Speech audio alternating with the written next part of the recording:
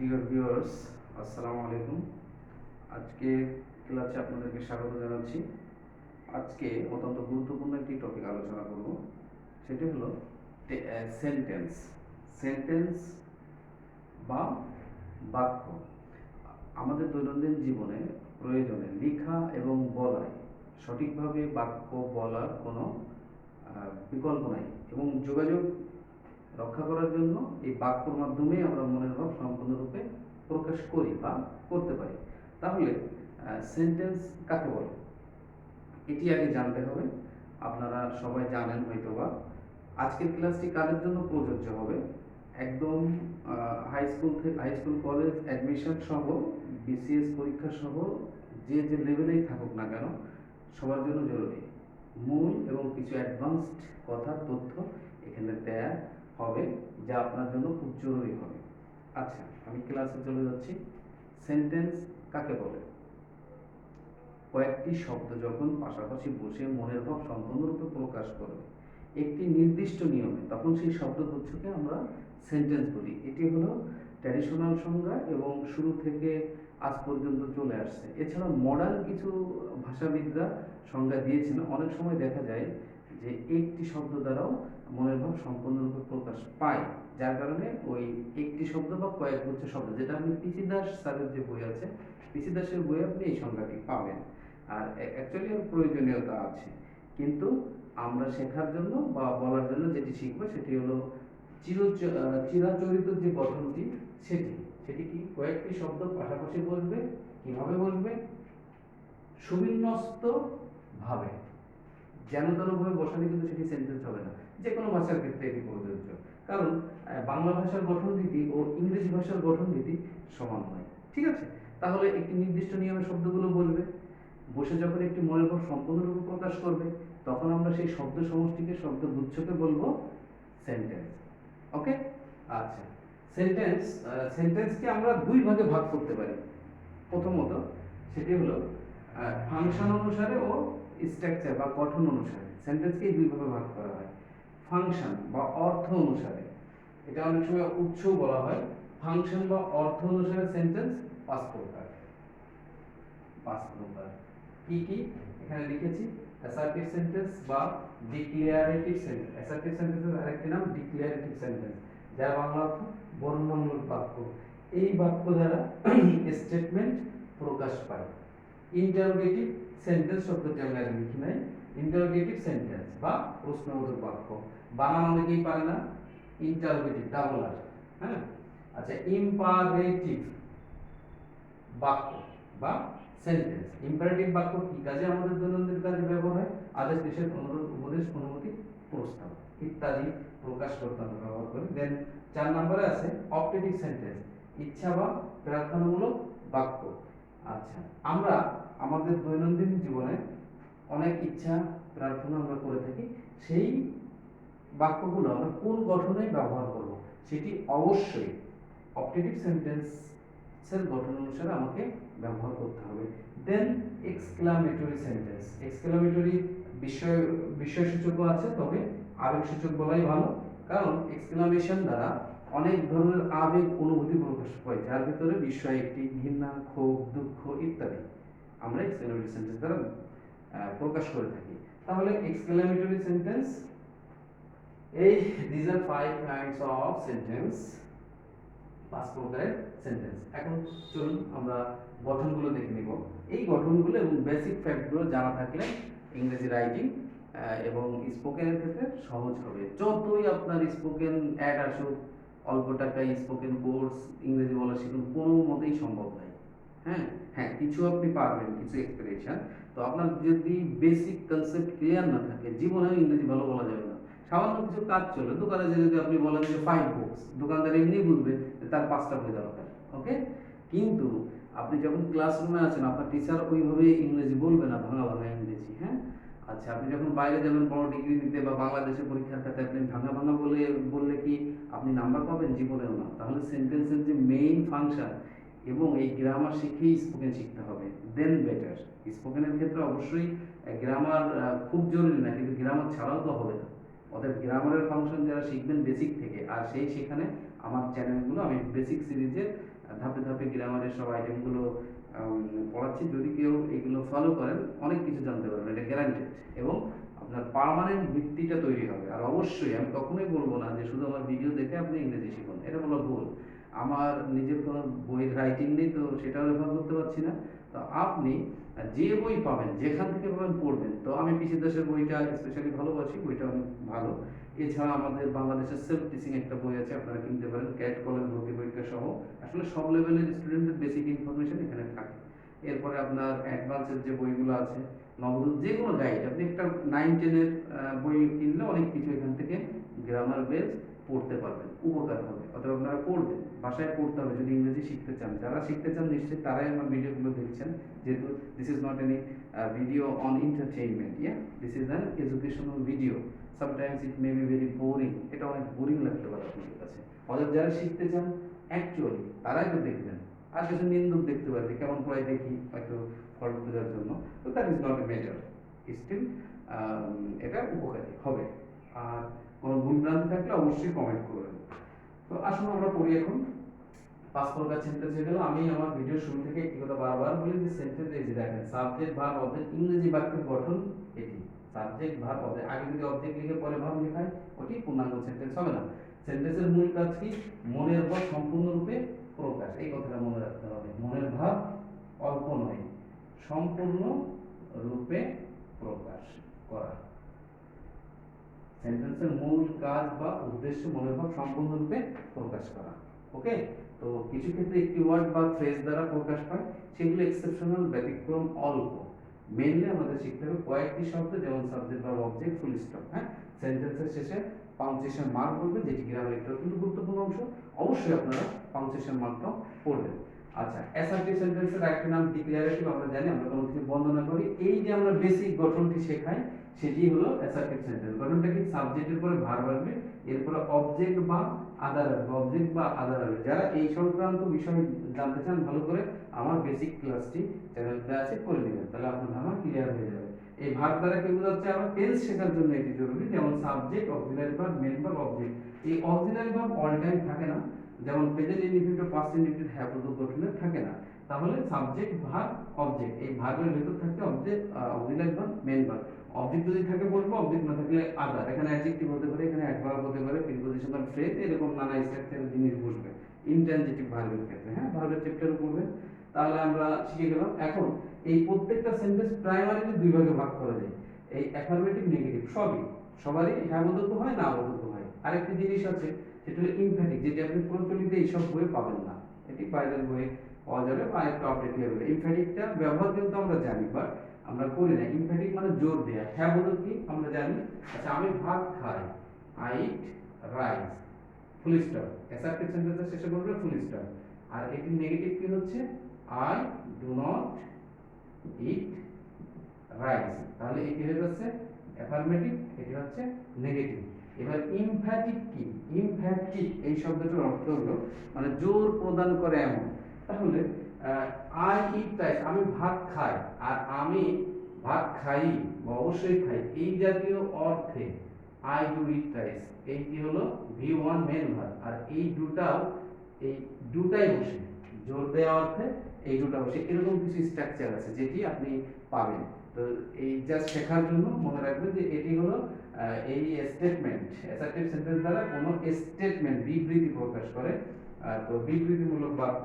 তো এই স্টেটমেন্টকে জোর দেওয়া অর্থে ডু বসে, এবং এই ডুই, এই এমফ্যাটিক যে স্টেটমেন্টের একটা প্রকার, এই এমফ্যাটিকটা এই ডুটাই বসে। ঠিক আছে? বা থার্ড পারসন সিঙ্গুলার নাম্বার হলে ডাজ বসে। হি কামস হিয়ার, স্বাভাবিক গঠন, সে এখানে আসে। কিন্তু আপনি যদি বলেন সে এখানে আসেই বা আসে, মানে জোর দিচ্ছেন এই আশাটাকে, তাহলে আপনি বলবেন হি ডাজ কাম হিয়ার। হ্যাঁ, হি ডাজ কাম হিয়ার। তো এই জিনিসটাকে বলা হচ্ছে যে ইমফ্যাটিক ইউজ বা অ্যাফার্মেটিভ গঠন, নেগেটিভ গঠন, ইমফ্যাটিক স্ট্রাকচার। ওকে, এটি সচরাচর বই নাই, এই দুই প্রকারের কথা বলা আছে। আশা করি বুঝেছেন। ওকে, থ্যাংক ইউ। শুধু এই ক্ষেত্রে না, ইমফ্যাটিক অন্যান্য ক্ষেত্রেও বসে, ওই ডু বা ডু ইউজ করে করবেন। আচ্ছা, এবার আসুন ইন্টারোগেটিভ বা প্রশ্নবোধক বাক্য কিভাবে হবে। যত ধরনের প্রশ্ন আছে, প্রশ্নও 5 প্রকারের করা যায়। আমরা জানা মতে 5 প্রকার। তো আমরা শিখি সাধারণত 2 প্রকার, আর যারা 9 10 আছেন একটা জিনিস শেখেন ট্যাগ করছেন, এটিও কিন্তু প্রশ্নেরই একটা ধরন। এই তিনটি বহুল প্রচলিত, এছাড়া আরো আছে, আরো 2 প্রকার আছে। আমি ইন্টিগ্রেটিভ সেন্টেন্সের আলাদা স্পেশাল ক্লাস দেব, সেখানে বলে দেব। আচ্ছা, অ্যাফার্মেটিভ নেগেটিভ প্রত্যেকটা দুই ভাগে ভাগ করা যায়। নেগেটিভ করতে হলে কোথায় বসে সবসময় খেয়াল রাখবেন, অক্সিলারি ভার্বের সাথে বসে নট। নেগেটিভ করতে হলে কি বসে, অক্সিলারি ভার্ব যেখানে থাকে তার সাথে বসে নট, তাহলেই হয়ে যাবে। তাহলে প্রশ্নবোধক বাক্য কি হবে, পাঞ্চুয়েশন শেষে হবে এই প্রশ্নবোধক চিহ্ন। আর প্রধান যে দুইটা চলে প্রকার, সেটি হলো auxiliary verb subject, main verb object. Tense অনুসারে বলবেন, এই অক্সিলারি ভার্ব সাবজেক্টের আগে আনবেন কান ধরে, তাহলে আর মেন ভার্ব দিবেন, এরপরে ইন্টিগ্রেটিভ চিহ্ন, সেটা প্রশ্নবোধক বাক্য তৈরি হয়ে যাবে। তবে এই বাক্যের উত্তরে, এই যে প্রশ্নবোধক, এই বাক্যের উত্তরে আপনার হবে হ্যাঁ বা না বোধক প্রশ্নবোধক। হ্যাঁ, এটা হলো yes or no, yes no question বলে। আর এই গঠনটাতে হবে ডাব্লিউএস ওয়ার্ড দিয়ে, ডাব্লিউএস ওয়ার্ড কোশ্চেন বলে। হ্যাঁ, এটা হ্যাঁ বা না উত্তর দিয়ে হয় না। এই ডাব্লিউএস ওয়ার্ড কি কি আপনারা নিশ্চয়ই জানেন। রিলেটিভ ইন্টারগেটিভ প্রোনাউন যেগুলো ছিল, হু, হুইচ, হোয়াট, হ্যাঁ, who, which, what, when, where, how, হুম, এগুলা, ঠিক আছে, এগুলো ইত্যাদি। ওই ইন্টারগেটিভ প্রোনাউন এবং ইন্টারগেটিভ অ্যাডভার্ব, এইগুলাই হলো ডাব্লিউএস ওয়ার্ড, প্রশ্নবোধক শব্দ আর কি, ডাব্লিউএস ওয়ার্ড। তারপরে কি দেখেন, স্ট্রাকচার সমান, ডাব্লিউএস ওয়ার্ডের পর auxiliary verb subject main verb object. এখন অক্সিলারি ভার্ব আমি ব্র্যাকেটে রেখেছি, এটার অর্থ হলো সবসময় অক্সিলারি ভার্ব বসে না। যেমন আপনি হু যদি বসান, হু এট রাইস, কে ভাত খেয়েছিল, এখানে অক্সিলারি ভার্ব বসবে না, হু এট রাইস। হ্যাঁ, তাহলে হু বসালে আর অক্সিলারি ভার্ব আলাদা দেয়া লাগে না। তো এই কারণে হু ইটস রাইস বা এট রাইস, এই প্রেজেন্ট ও পাস্ট ইনডিফিনিট টেন্সের ক্ষেত্রে এরকম হয়। বা হু বসানোর ক্ষেত্রে আপনার সাধারণত আলাদা অক্সিলারি ভার্ব প্রয়োজন হচ্ছে না। আচ্ছা, তাহলে সেই জন্য আমি ব্র্যাকেটে রেখেছি। তো এই ইন্টারগেটিভের স্ট্রাকচার একই, তার আগে ডাব্লিউএস ওয়ার্ড প্রশ্নবোধক কিনে দিবেন, আর প্রয়োজন হলে এর সাথে নাউন বসাতে হবে। যেমন what book do you want, কোন বইটি তোমার চাই, which pen do you need, কোন কলমটি তোমার দরকার, হ্যাঁ, which man do you like, কোন লোকটিকে তুমি পছন্দ করো, হতে পারে। তো প্রশ্নবোধক বাক্য কি, আমাদের দৈনন্দিন জীবনে আমরা প্রশ্ন করার প্রয়োজন পড়ে। তুমি কি ভাত খেয়েছো, তুমি কি সেখানে গিয়েছো, তুমি কি কাজটি করেছো, তুমি কি পড়াশোনা করো, তুমি কি শুধু টিভি দেখো, তুমি কি শুধু ফ্রি ফায়ার খেলো। বর্তমান তো আমাদের স্টুডেন্ট সমাজ ফ্রি ফায়ার দ্বারা আক্রান্ত, আমিও হালকা একটু খেলেছি। তো দেখা যাচ্ছে যে এটা এক ধরনের নেশা। অতএব যারা লেখাপড়া করছো, যদি কোনো স্টুডেন্ট আমার ভিডিও দেখো, তোমরা কম খেলো, একেবারে যদি না খেলে থাকতে পারো ভালো, তারপর যদি খেলো অল্প কিছু সময়, হয়তো আধা ঘন্টা খেললে বিকালে বা সকালে, বেশি দুপুরের দিকে, কিন্তু পড়াশোনার সময় নষ্ট করো না, লাইফটা গঠন করো। আচ্ছা, আর যারা সিনিয়র আপনারা তো বোঝেন নিজের ভালো, আপনাদের আমি কিছু বলবো না, সময় কাটানোর জন্য খেলতে পারেন। তো ইন্টারোগেটিভ সেন্টেন্সটা কি, প্রশ্ন করার জন্য ব্যবহৃত হয়। তৃতীয় নম্বরে চলে আসি, ইম্পারেটিভ। ইম্পারেটিভ, ইম্পারেটিভ বাক্য কি, ইম্পারেটিভ কয়েকটি ভাব প্রকাশ করে। ইম্পারেটিভ মুড, ক্রিয়ার ভাব বলে একটি জিনিস আছে, আপনারা কি পড়েছেন, সিলেবাসে কিন্তু ছিল বা আছে। মুড, এটার নাম হলো ভাব, কিসের ভাব, ক্রিয়ার ভাব। গ্রামারের যে মুড সেটা হলো ক্রিয়ার ভাব। তো ক্রিয়ার ভাবও আবার কয়েক প্রকার, এর উপর আলাদা ক্লাস নেব। তো ইম্পারেটিভ মুড বলে একটা জিনিস আছে, এই ভাব যেভাবে ব্যবহার হোক, এক একটা মুড প্রকাশ করে। যেমন আদেশ প্রকাশ করে, নিষেধ, অনুরোধ, উপদেশ, এটা ইম্পারেটিভ মুড প্রকারই। ইম্পারেটিভ বাক্য কিভাবে গঠিত হয়, প্রথমত ইম্পারেটিভ বাক্য গঠিত হয় এভাবে, ভার্বের পরে প্রেজেন্ট ফর্ম আর অবজেক্ট বা আদার। হ্যাঁ, যেমন আমি যদি বলি ডু ইট, এটি ইম্পারেটিভ সেন্টেন্স। আর মনে রাখতে হবে ইম্পারেটিভ সেন্টেন্সের সাবজেক্ট ইউ, ইউ এর অর্থ কি, তুমি, তোমরা, সিঙ্গুলার বা প্লুরাল উভয় বসে, আবার আপনি, আপনারা, এই দুই ধরনের অর্থই বোঝায়। তো এই ইউটাকে উজ্জ্বল রাখা হয়, ডুটা ক্যাপিটাল লেটার হবে, শেষে ফুল স্টপ হবে, তাহলে আপনার ইম্পারেটিভ বাক্য হয়ে যাবে। এটা গেল অ্যাফার্মেটিভ গঠন। নেগেটিভ গঠন কিভাবে হবে, এইটাকে যদি আমি নেগেটিভ গঠন করি, তাহলে এই যে নেগেটিভ অলওয়েজ ডু একটা কমন, তাহলে এই ডু নিলাম, ডু নট, এভাবেও লিখতে পারেন, আবার একসাথে লিখতে পারেন, ডু নট। এইবার মেন ভার্ব কি, মেন ভার্ব ছিল do, do not do it, full stop. এই ডু মেন ভার্ব, আর এই ডু এই যে অক্সিলারি ভার্ব, ঠিক আছে, নট গঠনের জন্য এই নটটা এখানে অ্যাড করা, নট অ্যাড করা। আচ্ছা, এটাকে আপনি ডোন্ট লিখতে পারেন, ডোন্ট ডু ইট, ক্লিয়ার? প্রিয় দর্শক, আমার মনে হয় বুঝতে পারছেন। তাহলে অ্যাফার্মেটিভ ইম্পারেটিভ সেন্টেন্সের এটা আদেশ বোঝাচ্ছি বা নিষেধ বোঝাচ্ছি। আদেশ নিষেধ বোঝানোর জন্য আমরা বি1 দিয়ে আর নেগেটিভ করার সময় ডু নট দিচ্ছি, শেষ। এবার আসেন ইম্পারেটিভ বাক্য আরেকটা হয়, এই বি1 অবজেক্ট থাকবে, তার আগে কাইন্ডলি বা প্লিজ বসতে পারে। এটাকে অনুরোধ বোঝায়। কি বোঝায়? অনুরোধ। আমরা সবাই জানি প্লিজ বা কাইন্ডলি দ্বারা অনুরোধ। কাইন্ডলি ডু ইট, আমি যদি এই বাক্যটাকে বলতাম কাইন্ডলি ডু ইট, তখন এই ডুটা হয়ে যেত ছোট। বাক্যের প্রথম অক্ষর সবসময় বড় হাতের হবে। আর kindly do it full stop, এখানে কোনো কমা দিব না। কাইন্ডলি ডু ইট, এই দয়া করে, এর অর্থ হবে কি? দয়া করে বা অনুগ্রহ করে। এটা দ্বারা কি মুড প্রকাশ পাচ্ছে? অনুরোধ। ক্রিয়া মুড হলো অনুরোধ করা, কাউকে রিকোয়েস্ট করা। প্লিজ, এটা হলো ভদ্র ফর্মাল ল্যাঙ্গুয়েজ। ওকে, কাউকে অনুরোধ তুমি করো, এটা না বলে দয়া করে তুমি করো, তাহলে এর প্রভাব বেশি। আমাদের বাক্য কি? বাক্য হলো আমাদের আচার আচরণ ব্যবহার, আমাদের কথাবার্তা, এর ব্যবহার, এর পরিচয় বা এর প্রকাশ ভঙ্গি। তো এখন যদি সুন্দর করে বাক্যটি বলা যায়, তাহলে আপনার কথার জাদুতে মানুষ পড়ে যাবে এবং ভদ্রতা প্রকাশ পাবে, এবং ফর্মাল সিচুয়েশন যেগুলো সেখানে সেইভাবে বলতে হবে। তখন কাউকে অর্ডার না করে আমি যদি একটু প্লিজ কাইন্ডলি লাগিয়ে দিই আমার সিনিয়র কাউকে, তখন জিনিসটা মিউচুয়াল হয়ে গেল এবং আপনি কথাটা শুদ্ধ হলো। আচ্ছা, এরপরে চলে যাই ইম্পারেটিভের আরেকটি যে দুটো প্রকার, সেটা হলো লেটের ব্যবহার। লেটের হ্যাঁ বোধক, লেটের না বোধক। আগেই বলেছি প্রত্যেকটা সেন্টেন্সের এই হ্যাঁ বোধক না বোধক হবে, মনে রাখবেন। প্রত্যেকটি আবার এই দুই প্রকার, আবার ইমফ্যাটিক এই তিন প্রকারে মূলত হবে। তো বেশিরভাগ দুই প্রকার, এটুকু আমরা শিখি।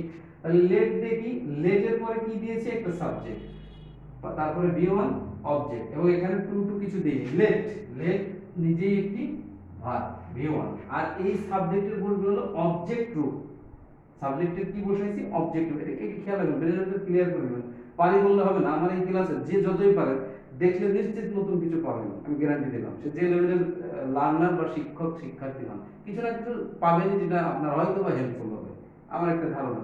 তারপর অনেকে আমার থেকে অনেক এক্সপার্ট লোক আছেন, তাদের হয়তো নাও লাগতে পারে, কিন্তু এভারেজ যারা শিখতেছেন তারা যতই আপনি জেনে থাকেন, তারপরে ভিডিও দেখেন, যদি উপকার না হয় কমেন্টে জানাই দিন।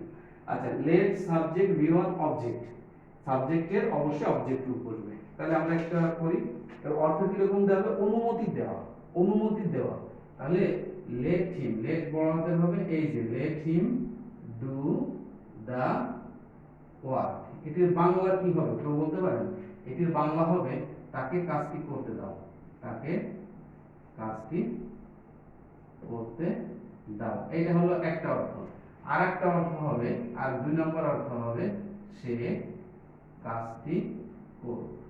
অর্থাৎ আমি অনুমতি দিচ্ছি অথবা অনুমতি দিচ্ছি, আমি এখানে অনুমতি দিচ্ছি যে সে কাজটি করুক, সে তাকে কাজটি করতে দেয়। এই দুই ধরনের। আবার রিকোয়েস্ট টু এক ধরনের রিকোয়েস্ট, সে কাজটি করুক। তার মানে কি? এটি ইনডাইরেক্ট অর্ডার করা বলা যেতে পারে, বা ইনডাইরেক্ট রিকোয়েস্ট করা। Let him do the work, okay, সে কাজটি করুক, তাকে কাজটি করতে দেয়। এই দুটো অর্থ দেবে এই বাক্য দ্বারা। আপনি যখন ট্রান্সলেশন করবেন এভাবে কাজে লাগাবেন। এখানে যে সাবজেক্ট থাকে, যদি একটা নাউন থাকে, তাহলে নাউনের অবজেক্টিভ ফর্মটা হবে। হ্যাঁ, নাউন তো সাবজেক্ট অবজেক্ট ফর্ম একই। কেসের ক্লাসটি দেখবেন আমার। তো যাই let him do the work. Clear? আচ্ছা, এবার দেখেন যদি আপনার নেগেটিভ করতে হয়, এখানেও তো আপনার নেগেটিভ করতে হতে পারে। অনেক বই এগুলো ক্লিয়ার দেয় নাই। তো আপনি কি করবেন? গঠনটা হবে এরকম, লেটের পরে সাবজেক্ট, এই যে let him do the work, এটা নেগেটিভ করার জন্য লেট হিম আমি দেব এই অবজেক্টের পরে নট দিয়ে দেব, তাহলে আমার নেগেটিভ হয়ে যাবে। Let him not do the work. Clear? আশা করি আমরা 3 নাম্বার স্ট্রাকচার আছি, ইম্পারেটিভ। আচ্ছা, প্রস্তাব দেয়াকে একটু বুঝাবো। এটা অনুমতি বুঝালাম, উপদেশ চলে গেল। উপদেশ কি রকম? যে হেল্প দা পুয়ার, এটি উপদেশ। এই যে এইখানে ডু ইট, তো এইখানে আমি বলতে পারি হেল্প দা পুয়ার, হেল্প দা পুয়ার মানে গরিব লোকদের সাহায্য করো। সে ইওর প্রেয়ার, তুমি তোমার নামাজ পড়ো। এগুলো উপদেশ। উপদেশও ওই একই গঠন, বি1 প্লাস অবজেক্ট। আচ্ছা, এখন আমি যেটা করতে চাচ্ছি যে অনুমতি, এখানে অনুমতি হয়ে গেল। প্রস্তাব দেয়, প্রস্তাব দেয় কি রকমের? হ্যাঁ, প্রস্তাব দেওয়ার সিস্টেম হলো লেট আস গো দেয়ার। এই গঠনটার দিকে তাকান। চলো সেখানে যাই। লেট আস গো দেয়ার মানে কি? চলো সেখানে যাই। চলো, এখানে আমরা কথাটা আছে যে আজ আছে, তো এই জন্য আমরা। চলো আমরা সেখানে যাই। তাহলে এটা দ্বারা আমরা প্রস্তাব বুঝালাম। ওকে, আচ্ছা, আশা করি একটু হিজিবিজি হচ্ছে, কিন্তু যারা ক্লাসটি দেখছেন তারা ধারাবাহিকভাবে খেয়াল করলে সমস্যা হবে না। তাহলে লেট আস গো দেয়ার প্রস্তাব, এটি হলো ইম্পারেটিভ সেন্টেন্সের মূল বৈশিষ্ট্য। হ্যাঁ, আপনি মোটামুটি এগুলো খেয়াল করলে হয়ে যাবে। আর ইম্পারেটিভ সেন্টেন্স প্যাসিভ কিভাবে করতে আমি প্যাসিভ ভয়েসের ক্লাস যখন নেব শিখিয়ে দেবো। আচ্ছা, অবজেক্টিভ সেন্টেন্সটা কি? ইচ্ছা বা প্রার্থনামূলক বাক্য। আমাদের দৈনন্দিন জীবনে আমরা আমাদের প্রকাশভঙ্গির ক্ষেত্রে, এছাড়া আমাদের মা বাবা আমাদের জন্য দোয়া করেন, মুরব্বীরা দোয়া করেন, আমরা বলি হ্যাঁ তুমি বাবা সুখী হও। এই যে হ্যাপি বার্থডে বলি, ওটাও তো অবজেক্টিভের ভিতর পড়ে। হ্যাপি বার্থডে মানে তোমার জন্মদিন সুন্দর হোক, তুমি আরো সুখী হও লাইফে। এটা কিন্তু এক ধরনের অবজেক্টিভ সেন্টেন্স, কিন্তু কি ইনকমপ্লিট সেন্টেন্সের ভিতর পড়ে। কেউ কেউ এটাকে বলছে ইনকমপ্লিট সেন্টেন্স, যে ফ্রেজগুলো, কারণ সাবজেক্ট বা অবজেক্ট নাই। আবার কেউ কেউ ওটাকে সেন্টেন্স হিসেবে ধরে নিচ্ছে যে হ্যাপি বার্থডে অবজেক্টিভ সেন্টেন্স, এর মানে হলো মে ইয়োর বার্থডে বি হ্যাপি। সেই কথাকে প্রকাশ ভঙ্গির ক্ষেত্রে হ্যাপি বার্থডে। ইংরেজিতে ফর্মাল ইংলিশ আছে, ইনফর্মাল ইংলিশ আছে, এছাড়া কলোকুয়াল ইংলিশ আছে, এছাড়া আরো নানা ধরনের ইংরেজি আছে, নানা ধরনের ব্যবহার আছে, নানা ধরনের স্পেলিং আছে। তো আমরা তো সবসময় ফর্মালটা শিখি বেশিরভাগ ক্ষেত্রে, ইনফর্মালটা কিছু কিছু এক্সপ্রেশন শিখি যেগুলো ফর্মালের মতো, কিছু আছে নিউট্রাল, ফর্মালিও ইনফর্মালিও ব্যবহার হয়, ফর্মালিও ব্যবহার হয়। তো যাই হোক, হ্যাপি বার্থডেটা বুঝতে পারছেন, কাউকে আপনি উইশ করছেন, সেটাই অপারেটিভ সেন্টেন্স। তো আসলে অপারেটিভ সেন্টেন্সের গঠন কি, যারা নতুন শিখতেছেন তারা ভালো করে খেয়াল করবেন। মে, এটি অক্সিলারি ভার্ব, এটা দ্বারা আমরা ইচ্ছা বা প্রার্থনা বলছি সাবজেক্ট, এই ভি1 মানে মেন ভার্ব, এই ভি1 মানে মেন ভার্ব অবজেক্ট। হ্যাঁ, তো এখন দেখুন, আপনি বলছেন মে আল্লাহ ব্লেস ইউ, আল্লাহ তোমার মঙ্গল করুন, আল্লাহ তোমার মঙ্গল করুন, আল্লাহ তোমার মঙ্গল করুন। আবার কোন কোন বই আছে আল্লাহ তোমার আশীর্বাদ করুন। তো যেটাই হোক, ব্লেস মানে রহমত দান করা, আল্লাহ তোমার উপর রহমত বর্ষণ করুন। তাহলে may Allah subject Allah, bless V one, you object, ওই প্রথম গঠন। ওকে, তুমি সুখী হও, মে ইউ বি হ্যাপি, এই তুমি সুখী হও এটার অর্থ আমি দোয়া করছি যে তুমি সুখী হও বা তোমরা সুখী হও। মে ইউ বি হ্যাপি, এখানে বিকাম বলা যেতে পারে। তো মে ইউ বি হ্যাপি, তুমি অনেক সুখী হও বা তুমি সুখী হও। আচ্ছা, এটা হলো বেসিক গঠন। এছাড়া কিছু এক্সপ্রেশন আছে যেখানে মে নাই, মে ছাড়াও অবজেক্টিভ হতে পারে, ব্যতিক্রম গঠন। তো সেটা কিরকম দেখেন, আপনি দেখবেন অনেকে ওই হিন্দি ফিল্মে দেখা যায় গড ব্লেস ইউ, এটার অর্থ সৃষ্টিকর্তা বা আল্লাহ তোমার মঙ্গল করুন। এখানে কিন্তু মে নাই, দেখছেন, আপনি মে দিয়ে দিলে দিতে পারবেন, কিন্তু এই ধরনের এক্সপ্রেশনও আছে। আপনার চিন্তা হবে যে অবজেক্টিভ সেন্টেন্স। আর ইনডিরেক্ট ন্যারেশন করার সময় যারা স্টুডেন্ট আছে তারা খেয়াল করবে যে অনেক সময় এরকম মে থাকবে, যত বুঝতে হবে সেন্টেন্সটা কোন কোন মুড বহন করছে, ঠিক না? তা নাহলে তুমি পারবে না। আচ্ছা, লং লিভ আওয়ার কিং, এটা এক ধরনের দোয়া। Long live our president, long live our prime minister, long live my son, এটাও এক ধরনের। এখানে ভাব দ্বারা শুরু হয়নি, লং দ্বারা শুরু হয়েছে, এই লিভ আবার ভাব। তা লং লিভ আওয়ার কিং কি, যে আমাদের রাজা, লং লিভ আওয়ার, আমাদের রাজা অনেক দীর্ঘজীবী হোক। আচ্ছা, এরপরে কি আরেকটা নতুন ধরনের জিনিস দেখো, আমরা প্রায় বলি অল দ্য বেস্ট, আমরা প্রায় বলি গুড লাক। এটি কিন্তু পুরো সেন্টেন্স না, এটি হলো ফ্রেজ। কিন্তু কেউ কেউ বলছেন এটিও সেন্টেন্স, যে আবার কেউ কেউ বলছেন ইনকমপ্লিট সেন্টেন্স। তো যাই হোক, আমরা মুড দেখে দেখতেছি যে এই ভাব দ্বারা অপারেটিভ ইচ্ছা বা প্রার্থনা প্রকাশ করতেছে, অর্থাৎ এটি অপারেটিভ সেন্টেন্স হিসেবে আমরা মানে ধরে নিচ্ছি। তাহলে কি অল দ্য বেস্ট, কিন্তু এগুলো মনে রাখবে, এগুলো আসলে একাডেমিক রাইটিং, ভালো রাইটিং এর জন্য না। এটা ডায়লগে কিছুটা ব্যবহার করা যেতে পারে, ডায়লগ ইনফর্মালের কিছুটা সংমিশ্রণ আছে সেই জায়গা। হ্যাঁ, কারো দোয়া কর, গুড লাক মানে তোমার শুভ হোক, ভালো ভালো হোক, তুমি যেহেতু বাংলাদেশ টিম ফুটবল বা ক্রিকেট খেলছে তাকে আমরা বলে দিই যে গুড লাক। হ্যাঁ, বা কেউ পরীক্ষা দিতে চাচ্ছে গুড লাক বা বেস্ট অফ লাক। আচ্ছা, আমরা বলছি অল দ্য বেস্ট মানে হ্যাঁ তোমার ভালো কিছু হোক। তাহলে এটা কি, আমি ইচ্ছা বা প্রার্থনা করছি বা দোয়া করছি তার জন্য। তাহলে এই ধরনের বাক্য কি অপারেটিভ, মূল গঠন এটি। হ্যাঁ, আচ্ছা, এটি নেগেটিভ হতে পারে, হ্যাঁ, may you be happy, may you not be happy, এটা হবে may you not be happy, তুমি যেন সুখী না হও, বদ্ধ তো করে অনেকে, তাই না?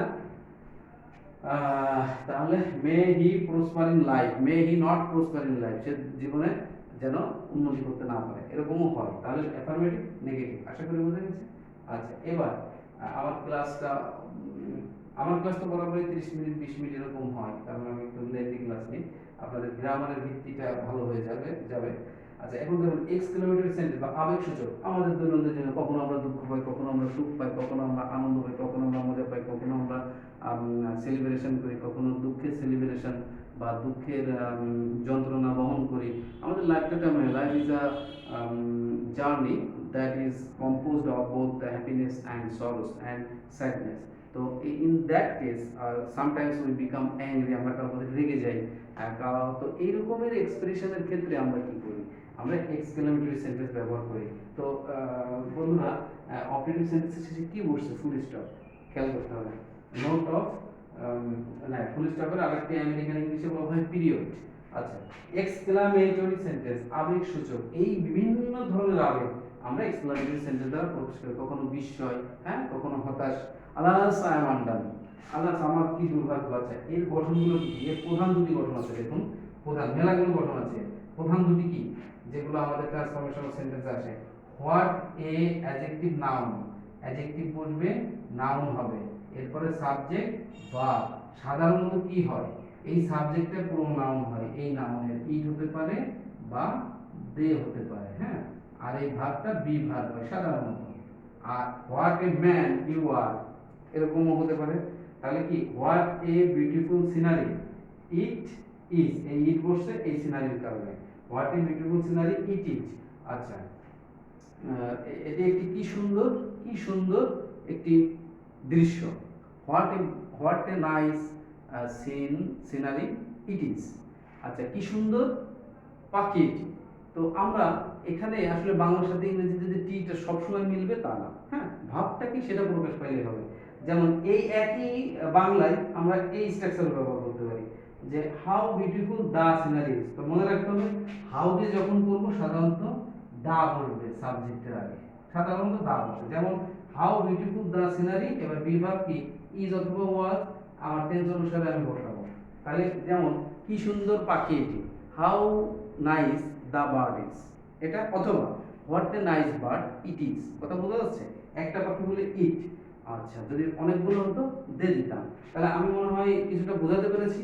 হোয়াট দিয়ে এ হবে আর্টিকেল, এ দিয়ে এখানে সিঙ্গুলার নাউন হবে যখন হোয়াট বলবে, আর এখানে একটা অ্যাডজেক্টিভ প্রয়োজন অনুসারে বসে। যদি আপনি মনে করেন এটা একটা পূর্ণাঙ্গ সেন্টেন্স হবে, কিন্তু ফ্রেজ আকারে হতে পারে, যেটা শর্ট প্রাইস বা ইনকমপ্লিট সেন্টেন্স বলছি। কিরকম, হোয়াট এ ম্যান, আমি লিখলাম হোয়াট এ ম্যান। আমরা অনেক সময় বলি না কি রকম লোক এটা, হোয়াট এ ম্যান, বিরক্তি দিয়ে বলতে পারি।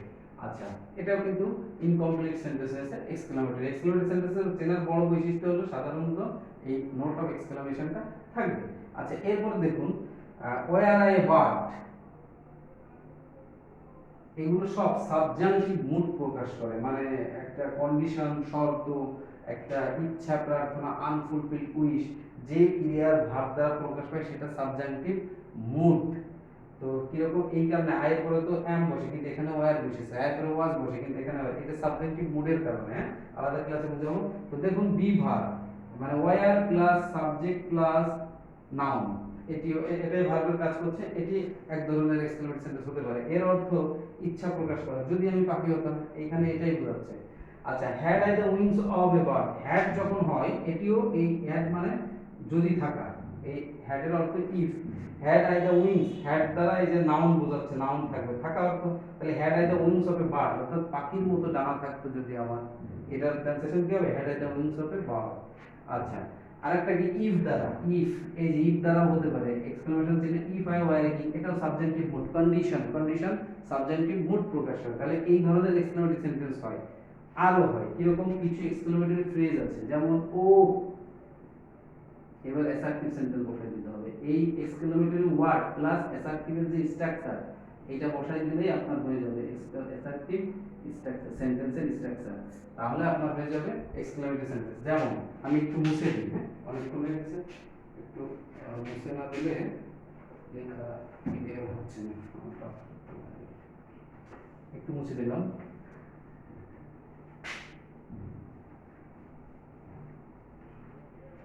যেমন আমরা বলি ভুল রে, ভুল রে টেক্সটের চিহ্ন, এবার অ্যাসার্টিভ সেন্টেন্স বসাই দেন। We have on the match, ঠিক আছে, এবার ফুল স্টপ। এলাস, এই যে full stop, I am under, হাই আমার সর্বনাশ হয়ে গেছে, হ্যাঁ, এই ধরনের আবেগ, হুশ, মানে চুপ, দা ম্যান ইজ স্লিপিং, চুপ করো, লোকটি ঘুমোচ্ছে। তো এই হুশ আহ ফাই ধিক, ইউ আর এ লায়ার, তুমি একটা ফাই, ফাই মানে কি ধিক, এটা হলো ইন্টারজেক্ট এক্সক্লেমেটরি ফ্রেজ। এক্সক্লেমেটরি ফ্রেজের সাথে অ্যাসার্টিভ সেন্টেন্স দিলে হয়ে যাবে এক্সক্লেমেটরি সেন্টেন্স। আর কিছু স্পেশাল গঠন তো এখানে দিয়েছি, মোটামুটি এইগুলা মোস্ট কমন, এছাড়া কিছু ফ্রেজ তো আছেই। তো মোটামুটি এগুলো জানলে আপনার এক্সক্লেমেটরি সেন্টেন্স হয়ে যাবে। যেমন উড দ্যাট হতে পারে, would that, would that I had known him, would that I have known him, এই উড দ্যাট ফ্রেজ দিয়ে would that, would that I had known him, এই যে এর অর্থ একটা আক্ষেপ বোঝাচ্ছে, আমি যদি তাকে আগে থেকে চিনতাম, মানে আমি যদি তাকে জানতাম। এরকমই আবেগ, বিশেষ আবেগ প্রকাশ করতে আমরা এক্সক্লেমেটরি চিহ্ন ব্যবহার করি। এক্সক্লেমেটরি বাক্যে ব্যবহৃত হবে এই নোট অফ এক্সক্লামেশন বা বিস্ময়সূচক আবেগসূচক চিহ্ন। তাহলে আমরা অর্থ অনুসারে 5 প্রকার বাক্যের গঠন দেখলাম। 5 প্রকার বাক্যের অর্থ আমি মুখে বলে দিয়েছি, আশা করি আপনারা ধরতে পারছেন। এরপর আপনি পড়াশোনা করবেন, এই গঠনেই ব্যবহার হবে। এরপরে কিছু বইয়ে পাবেন আরো 2-1টি স্ট্রাকচার, কিন্তু সেগুলো কি এত কমন না। এই বেসিকটা যখন আপনার ভেতরে ঢুকে যাবে, তখন আপনি যে কোনো ধরনের এক্সপ্রেশন আশা করি করতে পারবেন। এই গ্র্যান্ড ক্লাস, এই ক্লাসটার ভেতরে আমি আমার মনে হয় আমি অনেকগুলো নতুন তথ্য দিয়েছি, বা অনেক কিছু আপনাদের কনফিউজিং থাকতে পারে, যেগুলো থেকে আপনারা কিছুটা ক্লিয়ার হবেন। এটা হলো ক্লাস 1। এরপরে আমি আরো ধারাবাহিক সেন্টেন্সের উপর আরো কিছু ক্লাস দিব, যেমন ফাংশন অনুসারে দিয়েছি, স্ট্রাকচার অনুসারে, গঠন অনুসারে সেন্টেন্স কি রকম, কয় প্রকার, কি কি লিখবো। তো এই ক্লাসগুলো করলে লাভ কি, আপনি যে স্পিকিং শিখতে চাচ্ছেন এগুলো শেখেন, তাহলে আপনার স্পোকেন ইংলিশ, রিটেন ইংলিশ সব হয়ে যাবে। আর আমার চ্যানেলটি কি ফ্রি, অতএব আপনি যদি একটু ইন্টারনেট কানেকশন থাকে, একটু দেখেন, ক্যারিয়ারটা সুন্দর করে ঘুরতে পারবেন আশা করি। তো সবাইকে ধন্যবাদ জানাচ্ছি, আর লাইক কমেন্ট শেয়ার করবেন চ্যানেলটি। আর কোনো বিশেষ কিছুর উপরে যদি মনে হয় যে ক্লাস লাগবে, কমেন্ট করলে আমি সেগুলোর উপরে ক্লাস নিয়ে দেবো। যারা ইংরেজি শিখতে চান চ্যানেলটির সাথে থাকুন, নিশ্চিত ইংরেজি শিখবেন, এত কোনো ভুল নেই। এছাড়া আরও অনেক কিছু শেখানো হবে।